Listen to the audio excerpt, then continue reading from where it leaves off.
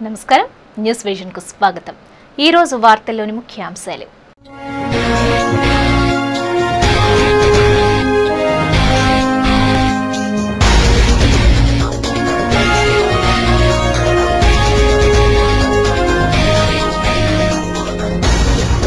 ప్రతి నెల 2 గ్రామాలను సందర్శించండి।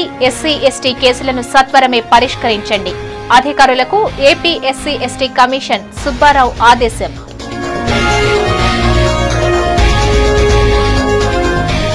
ఎస్పీడీసీఎల్ కార్యాలయ ప్రాంగణంలో వైభవంగా ప్రారంభమైన వరుణ యాగం। ప్రకృతిని శాంతింపచేయడానికి, దేశం సుభిక్షంగా ఉండటానికే కరేరిష్టి యాగం।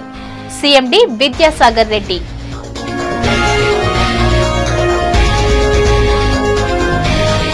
ప్రజల మాన ప్రాణాలతో చెలగాటమాడితే సహించేది లేదు। మద్యం దుకాణాలను రద్దు చేయండి, విక్రయాలను నియంత్రించండి।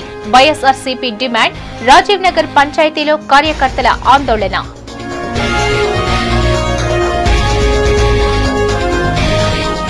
ముఖం చాటేస్తున్న నైరుతి రుతుపవనాలు। నిరుత్సాహంలో ఖరీఫ్ రైతన్నలు। భారీ మూల్యం చెల్లించుకోనున్న వేరుశనగ రైతులు।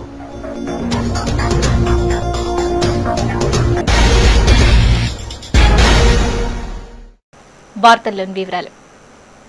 తిరుపతిలోని పాస్పోర్ట్ సేవా కేంద్రంలో పాస్పోర్ట్ మేళాను నిర్వహించారు। అభ్యర్థులు భారీ సంఖ్యలో తరలివచ్చి పాస్పోర్ట్ దరఖాస్తు చేసుకున్నారు।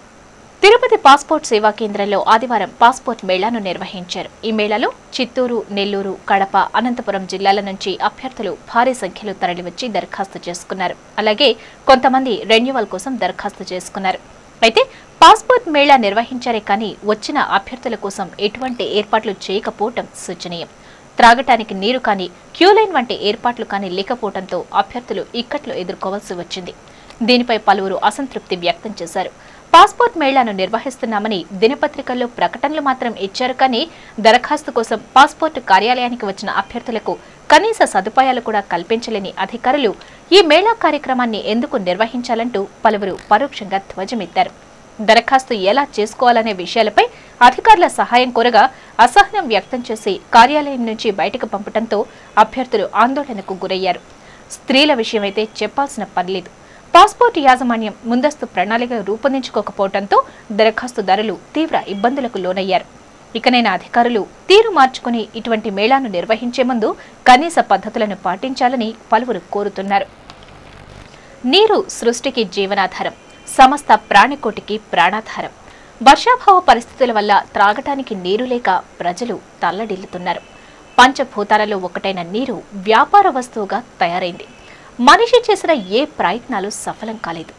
కృత్రిమ వర్షాల కోసం మానవుడు చేసిన ప్రయత్నాలు విఫలమయ్యాయని చెప్పాలి। ప్రస్తుత పరిస్థితుల్లో దైవానుగ్రహం మీద ఆధారపడటం తప్ప మరో మార్గం లేదని తలంచారు ఏపీ ఎస్పీడీసీఎల్ ఉద్యోగులు। అందుకే వరుణ యాగానికి శ్రీకారం చుట్టారు। దేశం సుభిక్షం కావాలని సంకల్పించిన southern power distribution company limited ఉద్యోగులు స్వచ్ఛందంగా స్వంత నిధులతో వర్షం కోసం వరుణ యాగాన్ని తలపెట్టారు। రాజమండ్రి వాస్తవ్యులు సంఘ వేదాచార్య వేదమూర్తులు డాక్టర్ చిర్రాపురి శ్రీరామశర్మ ఆధ్వర్యంలో 5 రోజుల పాటు నిర్వహించే అథర్వణిక హోమ సహస్ర ఘటాభిషేక సహిత కార్యరేష్టి యాగ మహోత్సవం ఆదివారం స్థానిక ఎస్పీడీసీఎల్ కార్యాలయం ప్రాంగణంలో ప్రారంభమైంది। శాస్త్రోక్తంగా నిర్వహించే ఈ యాగానికి ముందు వేద పండితులు అశ్వానికి ప్రత్యేక పూజలు నిర్వహించి అనంతరం భక్తి శ్రద్ధలతో యాగాన్ని ప్రారంభించారు। వేద మంత్రాలు, మంగళ వాద్యాల నడుమ వరుణ యాగం ప్రారంభమైంది। అంతకుముందు ఏపీ ఎస్పీడీసీఎల్ కార్యాలయానికి చేరుకున్న chief managing director Vidyasagar Reddy దంపతులకు వేద పండితులు పూర్ణకుంభంతో స్వాగతం పలికారు। సువర్ణమూర్తులు కలశాన్ని ఊరేగింపుగా తీసుకువచ్చిన సీఎండీ యాగశాలలోని క్రతుబ్రహ్మ చిర్రావురి శ్రీరామశర్మకు అందజేశారు। కలశ స్థాపన అనంతరం ఋత్వికులు యాగాన్ని ప్రారంభించారు। ఈ సందర్భంగా విద్యాసాగర్ రెడ్డి మీడియాతో మాట్లాడుతూ గత కొన్ని సంవత్సరాలుగా వర్షాలు పడక దేశంలో దుర్భిక్షం నెలకొందని పేర్కొన్నారు। సకాలంలో వర్షాలు పడక భూగర్భ జలాలు అడుగంటిపోయాయని ఆయన ఆందోళన వ్యక్తం చేశారు। నీటి మీద ఆధారపడ్డ విద్యుత్ ఉత్పత్తి కూడా బాగా క్షీణించిందని, దీంతో విద్యుత్ కోతలు విధించడం జరుగుతోందని విద్యాసాగర్ రెడ్డి స్పష్టం చేశారు। ప్రస్తుత పరిస్థితుల దృష్ట్యా ఏపీ ఎస్పీడీసీఎల్ ఉద్యోగులంతా వరుణ యాగంపై మొగ్గు చూపడంతో అవగాహన కలిగిన వేద పండితులతో ఈ యాగాన్ని నిర్వహిస్తున్నామని వివరించారు। ప్రస్తుత పరిస్థితుల్లో వర్షాభావం వల్ల నీరు మనకు తగినంతగా అందుబాటులో లేని దానివల్ల వర్షం వచ్చేదానికి మనందరం సుభిక్షంగా ఉండేదానికి మా విద్యుత్ ఉద్యోగస్తులందరూ మా విద్యుత్ సంస్థలో రిటైర్ అయిన వాళ్ళు, ఉద్యోగుల యొక్క మిత్రులు, శ్రేయోగులాసు అందరి సహకారంతో, అందరి అభిప్రాయాలతో ఏకీభవించి ప్రజలందరూ చల్లగా ఉండాలా, ప్రజలందరూ చల్లగా ఉండేదానికి నీరు, వర్షం చాలా ముఖ్యమైనది కాబట్టి ఆ వర్షం వర్ణయాగం చేయాలని నిశ్చయించినారు. మంచి మన పండితులు, చాలా గొప్ప వ్యక్తులైనటువంటి రామశర్మ గారు, కృష్ణమూర్తి గారు వారంతా కలిసి జూలై 1 నుంచి జూలై 5వ తారీఖు వరకు వర్ణయాగం చేయ సంకల్పించాము. అనంతరం వరుణయాగం పర్యవేక్షకులు చిర్రావూరి శ్రీరామశర్మ మాట్లాడుతూ వర్షం కోసం పూర్వయజ్ఞ యాగాలను నిర్వహించేవారని, వాటి ఆధారంగానే ప్రస్తుతం ఈ పవిత్ర కార్యక్రమాన్ని నిర్వహిస్తున్నామని చెప్పారు. శాస్త్రం ప్రకారమే తాము వరుణయాగాన్ని నిర్వహిస్తూ దేవతలను ఆవాహనం చేసుకుంటున్నామని తెలిపారు. మేఘం నల్లగా ఉంటుందని, అర్చకులమైన తామంతా నల్ల దుస్తులతోనే కారీరేష్టి యాగ మహోత్సవాన్ని నిర్వహించ తలపెట్టామని అన్నారు. యాగం పూర్తయిన వెంటనే వర్షాలు తప్పక కురుస్తాయని ఆయన ఆశాభావం వ్యక్తం చేశారు. ఈ యాగ మహోత్సవ కార్యక్రమంలో ఏపీఎస్పీడీసీఎల్ ఉద్యోగులు, స్థానిక ప్రజలు, వేద పండితులు పాల్గొన్నారు. ఈ హోమం చేస్తే వచ్చేటటువంటి ఏ ధూమం ఉన్నదో అది మేఘమథనానికి వినియోగించేటటువంటి ద్రావణాలతో సమానంగా పనిచేసేది. రెండు ఒకే కంటెంట్ అని కొంతమంది సైంటిస్టులు 3 ఏళ్ల క్రితం తిరుమలలో చేసినప్పుడు చెప్పారు. ఇక్కడ ఒక విశేషం ఏమిటి అంటే, ఎక్కడ యాగం చేస్తే అక్కడ వర్షం పడుతుంది సామాన్యంగా ఉద్దేశం. కానీ ఇక్కడ ఎండీ గారు కోరుకున్నటువంటి కోరిక, అయ్యా ద్రవ్యం ఖర్చు ఏదో మేము పెట్టుకుంటాం, డిపార్ట్మెంట్ ఎలాగా ఇవ్వదు, కానీ విద్యుత్తును నిరంతరాయంగా 360 రోజులు, రోజుకు 24 గంటలు కూడా మేము సప్లై చేసేటటువంటి భాగ్యం మాకు కావాలి అని కోరారు. చిత్తూరు జిల్లా కేంద్రంలో భాషా పండితుల పరీక్షలను పకడ్బందీగా నిర్వహించారు. ఆదివారం DEO Pratap Reddy, deputy EO Chittibabu శామ్యుళ్లు పరీక్షలను పర్యవేక్షించారు. ఈ పరీక్షలకు 210 మంది భాషా పండితులు హాజరవ్వాల్సి ఉండగా అందులో 25 మంది గైర్హాజరయ్యారు. మొత్తం 208 మంది భాషా పండితులు పరీక్షలకు హాజరయ్యారు. అందులో 2 ఉర్దూ భాషా పండితులు కూడా పరీక్షలకు గైర్హాజరయ్యారు. ఎటువంటి ఇబ్బందులు లేకుండా సెంట్రల్ లెవెల్ అబ్జర్వర్ కావచ్చు, ఫ్లయింగ్ స్క్వాడ్ కావచ్చు, డివైఓ చిట్టిబాబు సార్ గారు, మన చిత్తూరు ఎంఆర్ఓ గారు కూడా సెంట్రల్ లెవెల్ అబ్జర్వర్గా ఉన్నారు. కట్టుదిట్టంగా మరి ఈ ఎగ్జామ్స్ చాలా ప్రశాంతంగా జరుగుతుంది. 210 మందికి గాను 28 మంది యాబ్సెంట్ అయినారు. మధ్యాహ్నం హిందీ 2 నుంచి 3:30 వరకు జరుగుతుంది. ఇప్పుడు 10:30 నుంచి 12 గంటల వరకు 1.5 అవర్ మాత్రమే ఈ ఎగ్జామ్ జరుగుతుంది. మరి ఎగ్జామ్ అయిపోయిన వెంటనే కూడా సపరేట్ బస్సులు గార్డ్ తోటి హైదరాబాద్కు ఆన్సర్ షీట్స్ పంపించడం జరుగుతుంది. మరి ఎటువంటి ఇబ్బందులు లేవని చెప్పేసి ఈ సందర్భంగా తెలియజేస్తారు. ఆర్థిక వెసులుబాటుతనాన్ని అమల్లోకి తీసుకుని రిజర్వేషన్లు అమలు చేయాలని ఓసీ సంక్షేమ సంఘం రాష్ట్ర అధ్యక్షుడు కరుణాకర్ రెడ్డి ప్రభుత్వానికి విజ్ఞప్తి చేశారు. ఆదివారం చిత్తూరు ఓసీ ఎంప్లాయీస్ సంక్షేమ సంఘం డివిజన్ స్థాయి సమావేశం జరిగింది. ఈ సమావేశానికి కరుణాకర్ రెడ్డి హాజరయ్యారు. ఈ సందర్భంగా ఆయన మాట్లాడుతూ, రాజ్యాంగ నిర్మాత డాక్టర్ బిఆర్ అంబేద్కర్ అట్టడుగు వర్గాల అభివృద్ధి కోసం 10 సంవత్సరాలు మాత్రమే రిజర్వేషన్లు అమలు చేయాలని రాజ్యాంగంలో పేర్కొన్నారని అన్నారు. అయితే పాలక రాజకీయ పార్టీలు తమ ఓటు బ్యాంకుల కోసం 65 సంవత్సరాలు కావస్తున్నా అమలు చేయకపోవటం శోచనీయం అన్నారు. రాష్ట్ర జనాభాలో 3 కోట్లకు పైగా ఉన్న అగ్రవర్ణాలు 2 కోట్ల మంది దారిద్ర్య రేఖకు దిగువగా ఉన్నారని, వీరు పేదరికంతో అల్లాడుతున్నారని, వారికి కూడా రిజర్వేషన్లు అమలు చేయాలని కోరారు. ఈ కార్యక్రమంలో ఓసీ సంక్షేమ సంఘం నాయకులు వెంకటేశ్వరు, విజయలక్ష్మి, చైతన్య కృష్ణారెడ్డి తదితరులు పాల్గొన్నారు. అగ్రవర్ణాలు నెపముతో మనం ఈరోజు అనేకమైనటువంటి ఉద్యోగావకాశాలు కోల్పోవడం జరిగింది. ఆ రోజు మరి సామాజిక వివక్షతకు గురయ్యే మరి వెనుకబడిన వర్గాలకు, మిగిలిన వర్గాలకు ఉద్యోగ రిజర్వేషన్లు అమలు చేయడం నేపథ్యంలో ఆ రోజు అంబేద్కర్ ఆలోచనలకు విరుద్ధంగా ఈరోజు మరి 10 సంవత్సరాలకు మాత్రమే ఆ రోజు రిజర్వేషన్లు కావాలని చెప్పేసి, మరి ఇతర వర్గాల వారికి 10 సంవత్సరాల తర్వాత పునఃసమీక్షించాలని చెప్పేసి ఈ రిజర్వేషన్లు ప్రవేశపెట్టడం జరిగింది. అయితే వాస్తవానికి మరి రాజకీయ నాయకుల ఓటు బ్యాంక్ రాజకీయాల కోసం ఈరోజు 60-65 సంవత్సరాలైనా కూడా ఇంకా ఈ ఉద్యోగ రిజర్వేషన్లు మరి ఇప్పటి వరకు పొడిగిస్తూ పోతున్నారు. వెటర్నరీ వీసీ రిజిస్ట్రార్లపై మార్ఫింగ్ దాడులకు పాల్పడ్డ విద్రోహులను కఠినంగా శిక్షించాలని ఎస్సీ ఉద్యోగుల సంఘం జిల్లా కార్యదర్శి కోటగారం మురళి డిమాండ్ చేశారు.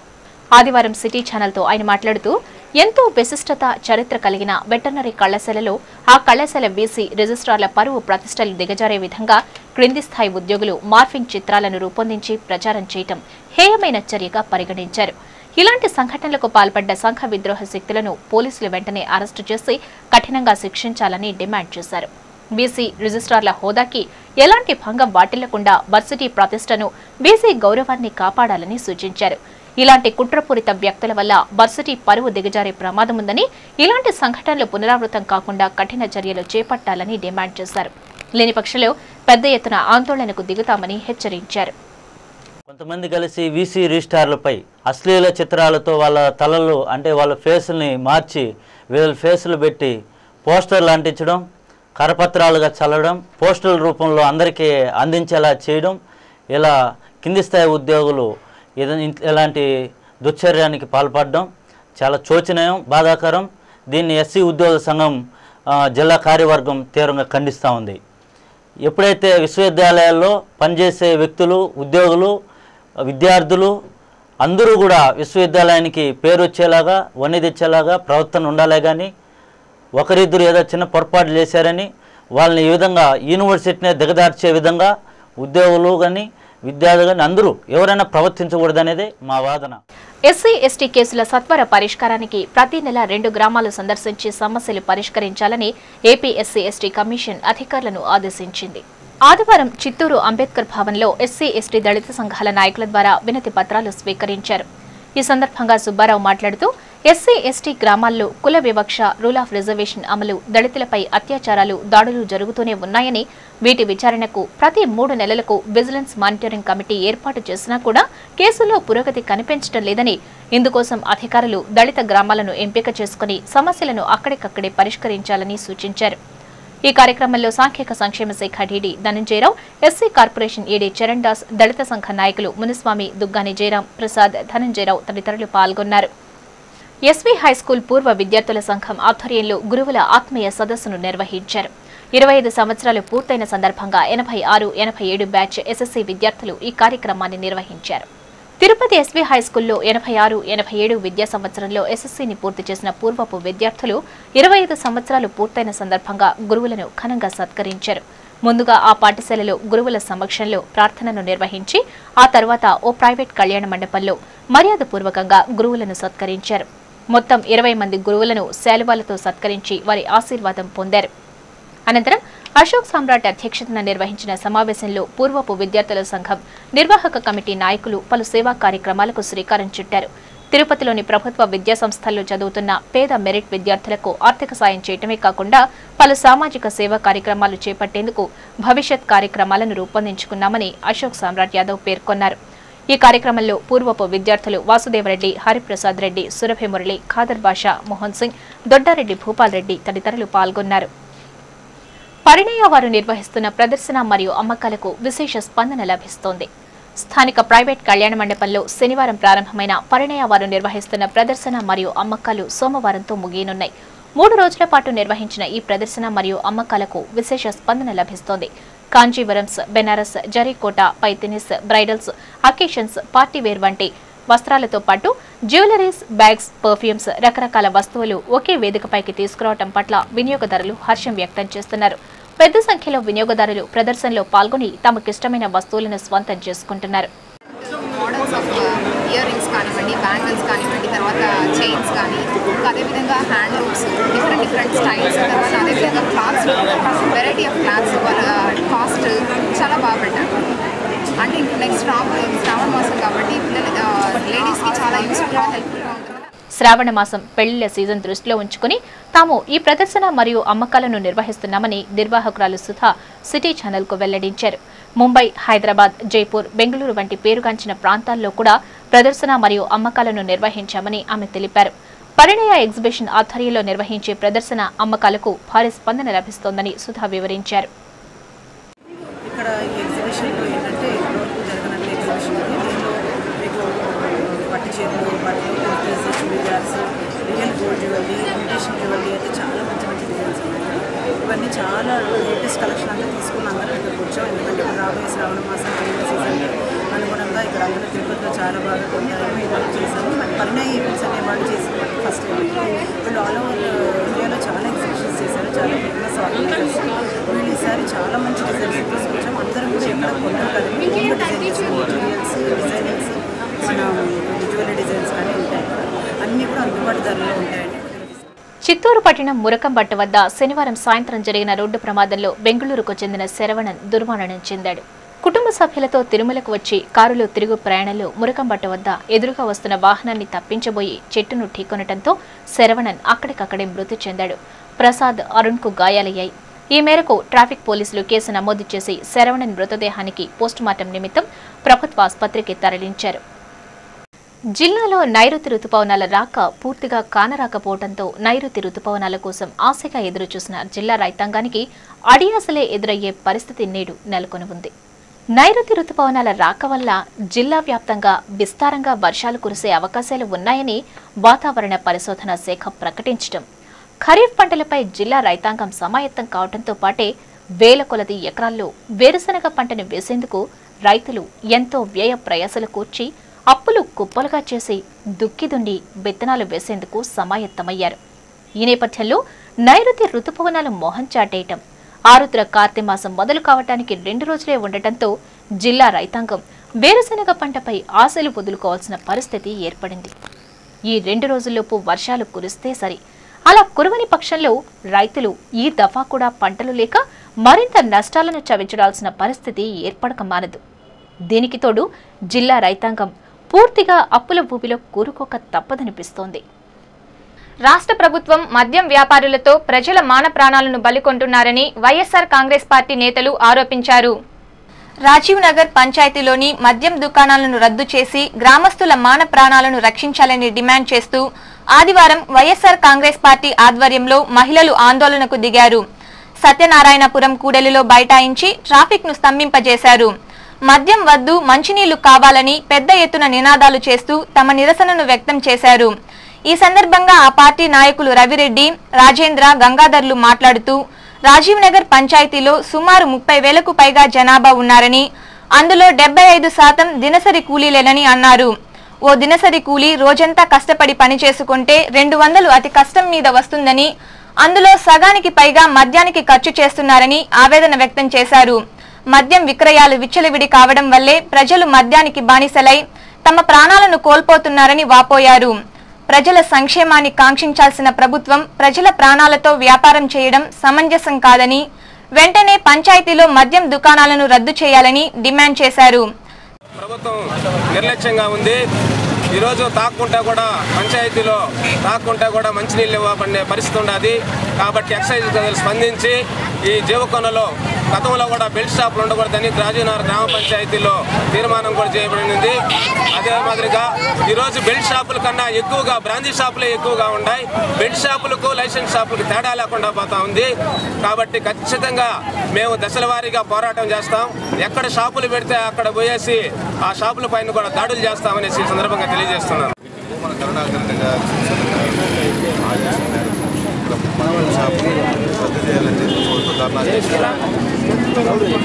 మొత్తం పొడుగు బలహీన వర్గాలు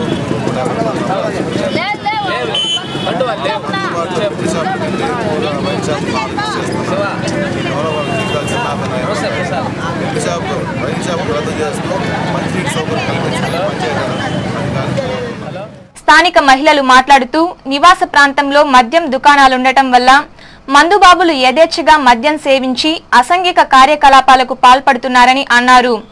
ఇటీవల 5 మంది యువకులు అతిగా మద్యం సేవించి మహిళపై, ఆమె భర్త, బావపై దాడి చేసిన విషయాన్ని గుర్తు చేస్తూ ఇప్పటికైనా ఎక్సైజ్ అధికారులు, ప్రభుత్వం స్పందించి మద్యం దుకాణాలను అడ్డు చేసి విక్రయాలను అదుపు చేయాలని డిమాండ్ చేశారు. లేని పక్షంలో పెద్ద ఎత్తున ఆందోళనకు దిగుతామని హెచ్చరించారు. ఈ ఆందోళన కార్యక్రమంలో ఆ పార్టీ నాయకులు, మహిళలు పాల్గొన్నారు. భార్య భర్తలు ఇద్దరు అమ్మాయి మీద బండి వాళ్ళ భర్త అడిగితే ఆ అబ్బాయిని మళ్ళించుకుని నలుగురు 5 మంది అబ్బాయిలు బాగా ఫుల్గా తాగేసి ఆ అమ్మాయిని బయట పట్టి లాగిందని వాళ్ళ భర్త అడిగిందని ఆ అబ్బాయిని కొట్టి వాళ్ళ బావ సపోర్ట్ బాటలతో తలపగలు కొట్టి ఇంటితో కొట్టి అతను హాస్పిటల్లో వేసుకుంటారు. ఆ మరి అంత జరుగుతుంది. మందు షాప్ తక్షణమే మందు షాప్ ఎత్తిస్తే ఎంతో బాగుంటుంది లేడీస్. విక్టరీ బ్రాందీ షాప్ దగ్గర ఏదో ఒక రకమైనటువంటి అసాంఘిక కార్యకలాపాలు అనేవి జరుగుతున్నాయి. మద్యం మత్తులో మహిళల్ని అసభ్యకరంగా ప్రవర్తించడం, గొడవలకు దిగడం, దారిన పోయే వాళ్ళని పైన దాడులు చేయడం, ఇలాంటివన్నీ ఎన్నో అసాంఘిక కార్యకలాపాలు జరుగుతున్నందున మేము తీవ్రంగా ఖండిస్తున్నాం. ఎటువంటి పరిస్థితుల్లోనూ ఈ రాజీవ్ నగర్ పంచాయతీలో మద్యం దుకాణాలు ఉండకూడదనేసి తగిన నిర్ణయం వెంటనే వెంటనే అధికారులు ప్రభుత్వం తీసుకోవాలనేసి అలా లేని పక్షంలో దశల వారీగా మేము ధర్నాలు రాస్తా రోకోలు ఎటువంటి దానికి చేయడానికైనా మేము సిద్ధంగా ఉన్నాం. మా నిర్ణయం ఏంటంటే ఎట్టి పరిస్థితుల్లోనూ ఈ రాజీవ్ నగర్ పంచాయతీలో ఒక్క మద్యం దుకాణం కానీ బెల్ట్ షాపులు కానీ ఉండకూడదనేసి ఖండిస్తున్నాం. వాహనాల చోరీకి పాల్పడ్డ 3 నిందితులను అదుపులోకి తీసుకుని వారి వద్ద నుంచి 2 వాహనాలను స్వాధీనం చేసుకున్నట్లు ఈస్ట్ సీఐ గిరిధర్ మీడియాకు వెల్లడించారు.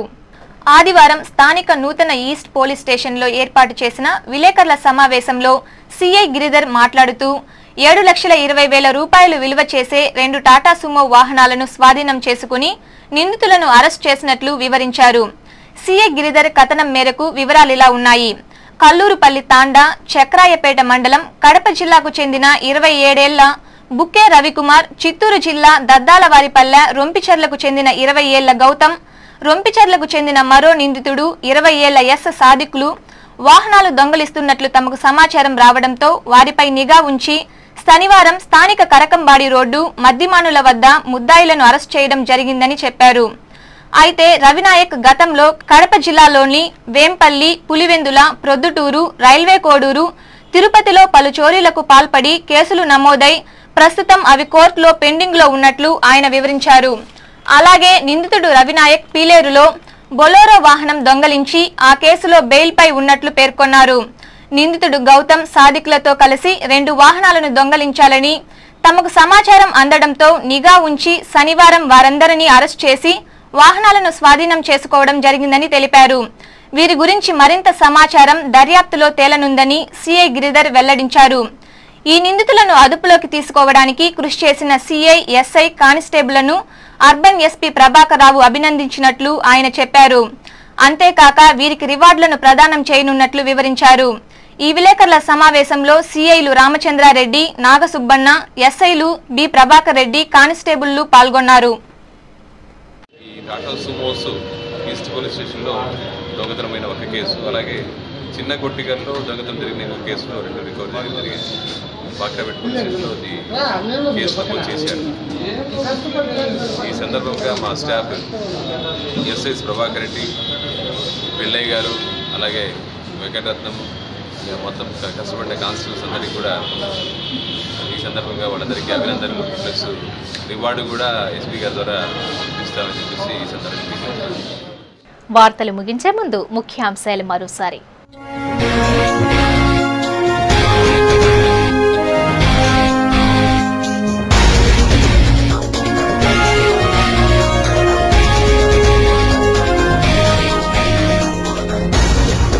ప్రతి నెల 2 గ్రామాలను సందర్శించండి.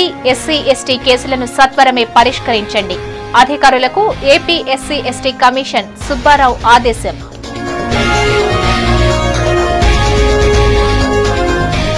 ఎస్పీడీసీఎల్ కార్యాలయ ప్రాంగణంలో వైభవంగా ప్రారంభమైన వరుణ యాగం.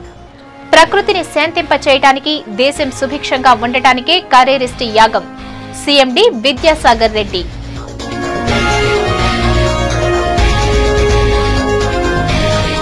ప్రజల మాన ప్రాణాలతో చెలగాటమాడితే సహించేది లేదు. మద్యం దుకాణాలను రద్దు చేయండి.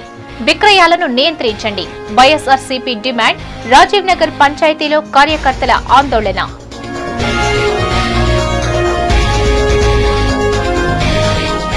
ముఖం చాటేస్తున్న నైరుతి రుతుపవనాలు. నిరుత్సాహంలో ఖరీఫ్ రైతన్నలు. భారీ మూల్యం చెల్లించుకోనున్న వేరుశనగ రైతులు.